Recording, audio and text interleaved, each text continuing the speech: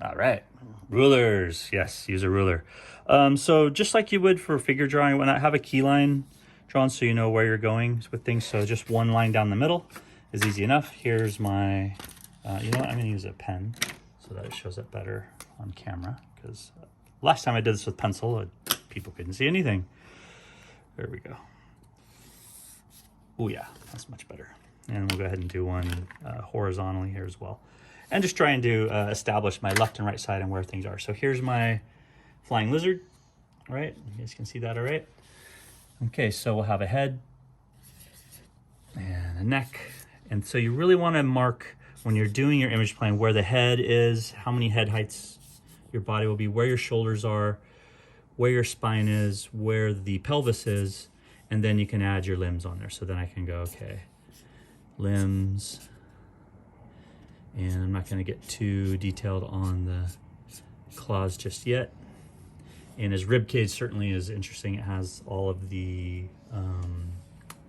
spread and angles for the membrane to glide, but I'm going to leave that off right now and just focus on where the torso might be, where the small pelvis might be, and where the other limbs are going to be.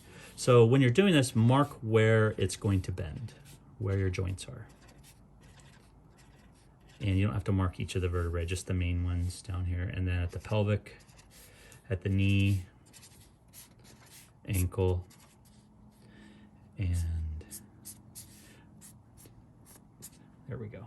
Okay, and then we could add the tail. The tail's super long, right? So to represent that, sometimes you can just get some tape, get some extra paper, and just add the paper on, tape it, and add on there. But I'm not going to do that step just quite yet, because this is just a fast one to get us comfortable with doing wire sculptures. Okay, so the tail's going to connect right here at the base, right there. So make sure I put a big dot there, and then down. And I'll just put a little X here at the end. Okay, so this should be enough for us to create a quick wire sculpture of this character. So what I'm going to do, you want to make sure you're mirroring your wire length. So you want to make sure the wire is long enough to do both sides and the limbs and the tail. So I have my 1/16 inch armature wire. This is the soft aluminum wire that everyone should get first day of class when we do our equipment check-in, I hope. Okay, and what I'm doing now, go ahead and zoom back a minute. So what I'm doing right now is I'm kind of picking a in-between spot that I'm going to make a loop for the head, and then I'm dragging this down to both ends, and maybe I could get these to sync up like that. There we go. And so this way, as I'm making the sculpture, as I'm pulling out the arms and the legs and things like that, I know that I have enough armature to make all of these pieces. So let's go through this process quickly for just doing the lizard shape. So I'm going to make a little hoop for the head. And if you want your head a certain size, make sure the hoop is small enough that it's not going to stick through the clay. So do that. Crisscross it right at the neck. Okay. Grab my pliers. Okay, and be careful again. You don't want to munch too much with the teeth. So hold it just strong enough so that it doesn't go anywhere. Okay, and then I'm going to twirl, and I'm going to try and make it equal pressure and equal size. You want almost like a little candy cane spiral, right? And then you have your measurements. So each point you go, if you go from one bend point at the base of the skull to the neck now and stop there, that gives you a really accurate way to measure. So when I pose this lizard, I can do the craziest pose I want, and I'm not going to have my anatomy go off in terms of the length of things and how big certain things are going to be. Now for the arms, I could take this and bend each one up to the arm and twirl it back down. I could continue twirling this all the way down through the tail. There's a whole bunch of ways I could do this. I'm going to go ahead and go with the arms all the way out to the wrists. Okay, so you want to get both sides roughly out to the wrist here. So bending at the elbow. Okay, there we go. And then add just a little bit and then make a hoop at the end. There we go. So go a little bit further, and I'm going really faster because this is a gesture sculpture. We're just doing the wire to make something that's kind of a loose exploration of an idea. I don't know what I'm gonna do with this flying lizard yet. Okay, so after I do that, same thing, grab a little pinch, grab the hoop here. Crisscrossing it one time like that, I think helps sometimes, but it's not necessary.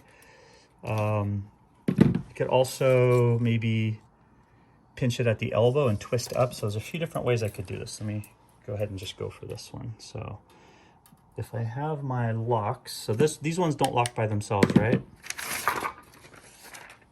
But these little guys do. So what I can do is I can pinch that, and again, check where I'm going with the joints here. I'm gonna pinch it right at the elbow. Let's go ahead and lay this out, flat, bend. Now, you can also grab your tool and get really precise, pinch it exactly where it's gonna bend at, and then bend it at that joint. And that's where following these bend lines makes for really accurate skeletal structures and anatomies for your characters. So that works really nicely there. So I'm gonna do that over here. And then see how it kind of loops and gets curved there? If I can avoid that, if I can get in here like this, make sure you can see, make sure you're looking above, because I'm blocking the camera. You have to move a little bit.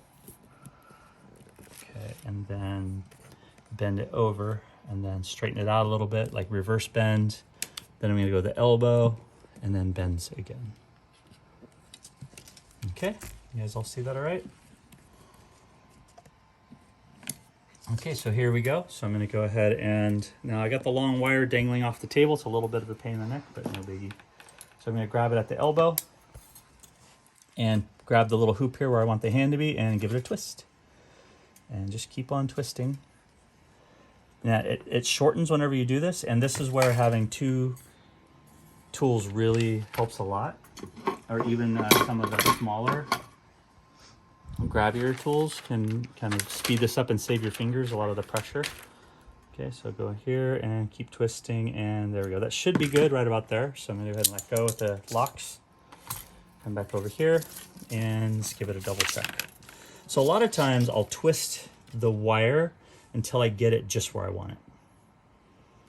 Right. So this is a twist. Now the next one I'm going to do coming down along the upper arm here is I'm going to go around this. I'm going to do lashing. We're going to make this wire twist around this wire instead of it being twisting equally.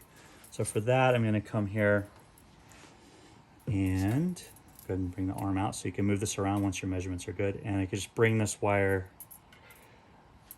grab this guy here, and just rotate it around it. And I'm just showing you the different ways the wire twists. You can have them twist together equally, or you can do what's called lashing. And that's you can twist one wire around another wire.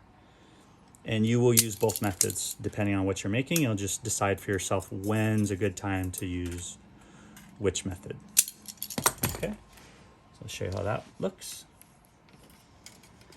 And so this is, a lot of times this is done when you have a thicker wire and a thinner wire lashing around it, but I'm just kind of using this as an example.